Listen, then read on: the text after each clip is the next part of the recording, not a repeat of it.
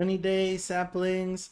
It's time to start talking about 12.10 here on the channel and how it relates to Jungle Ivern. You might notice I'm not on my regular setup. I'm traveling right now. I'm out here in Manitoba, but I really wanted to get this video out to you guys just so we can talk a little bit about what Riot's done with this durability update, as well as how it's going to impact Jungle Ivern. What you may or may not know is Ivern's been catching stray nerfs all over the place, and I think he's going to be a C tier or even less, maybe D tier, F tier champion on the next patch. To me, he's probably going to be borderline unplayable in his current support style, and that's going to push into a more utility-focused Ivern build, should you even still want to keep playing the champions. On May 7th, I tweeted this right after Vandro leaked the changes, before anybody was on this. I'm going on record right now to say these changes are a big Ivern nerf.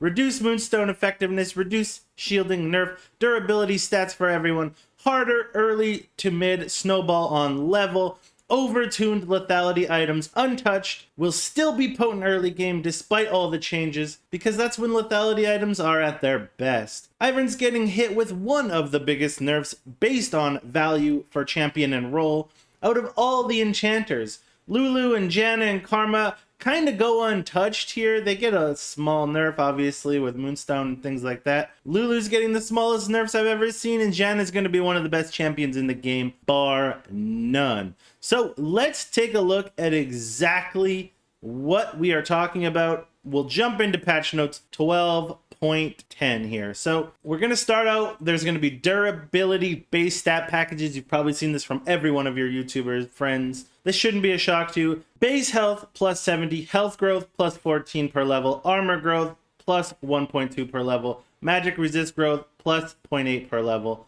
and Thresh gets some extra things. So the thing to note here is everybody's getting these stats across the board, but Ivern doesn't want these stats. He doesn't care.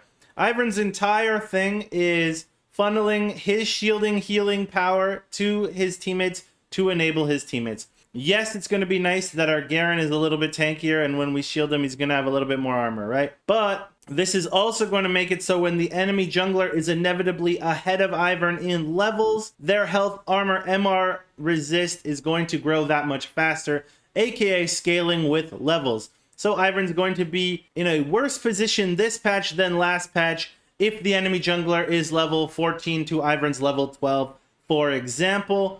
And the enemy jungler is going to be able to snowball a little bit easier on an Ivern. You're going to lose access to your camps a little bit easier. So Riot says a big takeaway here is our goal is not to nerf sustain, since each champ will utilize sustain differently. Some will be stronger and others will be weaker. That said, we'll be keeping a close eye, and hopefully they're going to buff a little bit to Ivern. So in general, they're looking at about a 10% early game, 28% later phase of the game, vary by champion. When you combine Ivern's nerf, it's about 13 to 15% early game, and then if you include Moonstone, it gets up to that 28%. Ivern's one of the most nerfs champs in this patch, other than like Lux W, but nobody gives a shit about Lux W. Obviously, that doesn't matter. Let's jump right into Ivern. Ivern E shield 60, 115, 150, 185, 220, and then 80 AP scaling is going to 70, 100, 130, 160, 190, and 75% AP scaling. E shield is Ivern's main ability. It's what is his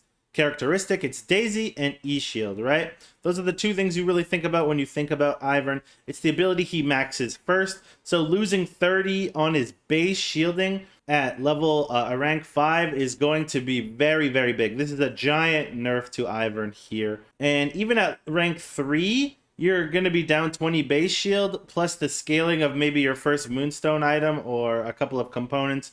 You're going to be looking at, you know, maybe 70 health when you have rank 3, which is like, you know, it's like level 7, right? You're going to be looking at like 70 less health maybe in lane, if you're lane Ivern, for example. So these are very big nerfs to Ivern. Taking a look at the Moonstone Manure changes, the Starlight Grace heal is going from 70 to 60, the heal and shield power is going from 6% to 5% per stack, and the mythic passive is going down 2 per Starlight Grace legendary item owned, which is usually only 2 or 3, so that one's not a huge deal. The stacking and the base heal is obviously a big nerf to Ivern.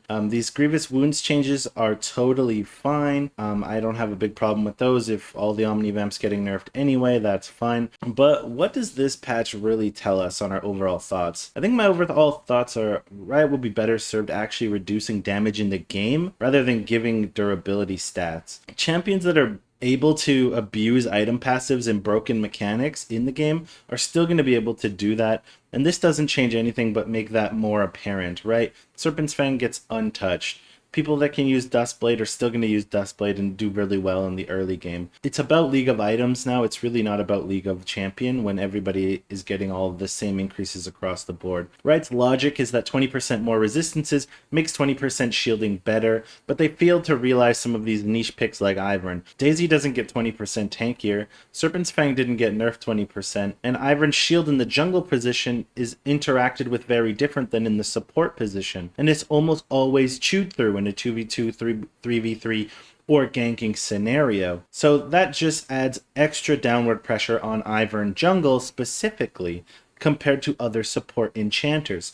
I personally think support enchanters are going to be really good on this patch, and Ivern is going to suffer the most out of all of them. Bruisers and tanks are going to come back into the meta.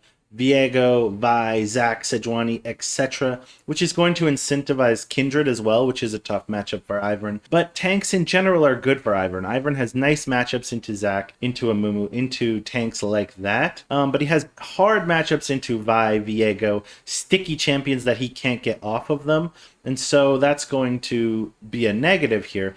But the big issue is that it removes the possibility of going a burst AP build, especially when trying to climb on Ivern. Like, you're not going to be able to run Night Harvester into a Viego tanky bruisey comp. It's going to incentivize damage over time mythics, so you're going to see Leandries and maybe Demonic Embrace get even more love here, as burst mages are going to take a downward spiral. By cutting the AP scaling, reducing incentive to take AP items, and reducing Daisy's tankiness every time there's a game update, they take a unique and interesting champion that was once able to use Daisy as a tank in the front line while you were kiting and peeling in the back line, to really just changing Ivern into like a terrible shield bot, right? So Ivern doesn't want resistances, Ivern doesn't want health, Ivern doesn't need durability increase. Ivern wants to channel his power from his items and his kit into his teammates. With good positioning, Ivern shouldn't be touched, and nerfing his shield, Moonstone, leaving Serpent's Fang untouched, and not giving Daisy any compensation is just not going to be able to do that as effectively as in the last few patches. We only have initial numbers on this so far, but check a look at these graphics. It looks like Ivern's win rate trend is already tanking, and I expect it to stay that way. I hope I don't make things too sad for you guys. Ivern's still going to be very fun to play. It's just going to be frustrating when you feel a little bit less effective than you did in the last couple of patches. The best way to play Ivern now is to find utility anywhere you can. Everfrost, Shirelli's, damage over time like Leandries, Demonic Embrace to gain increased priority. I think it'll be much less important to build the heal and shield items. Redemption nerf, Mikhail's nerf, Moonstone nerf, right? It's going to be very hard to make a Moonstone build work, especially when Serpent's Fang is untouched. And I think that's one of the big things I'm trying to push here. So if we look at the pros and cons, we have pros. You might die less to early invades, which is good. You're going to be able to shield your tankier teammates and your bruiser teammates better. It might bring in some more bruisers into the meta, which can create better team comps for Ivern. Ivern doesn't really want enchanter supports. Ivern doesn't really want assassins on his team. He'd much rather have melee bruisers. And tanks are generally good matchups for Ivern. But on the con side, bruisers on the enemy team are sticky and tough for Ivern to peel off. Heal and shield, mega nerf, obviously. Serpents is untouched. Ivern doesn't want durability stats. Daisy isn't compensated at all. Burst mage build is nerfed. Lane Ivern is nerfed. Daisy tower pushing is nerfed. Cheap items are nerfed. Don't forget summon Airy nerf as well. Ivern's been catching strays all over the place, and his win rate is going to tank. Go look at the patch notes for yourself. You'll find true damage and percent health champions are going to be huge. Assassins should be toned down a little bit, which is good for Ivern, and burst mages are going to be terrible. So damage over time becomes a lot better. Enchanters are going to be good, Janna, Lulu, etc. And Ivern is basically in the gutter. So that's kind of my TLDR of patch 12.10. I hope you guys have some good luck on the Rift. Don't give up on your favorite tree champion, and I'll see you guys in the next video.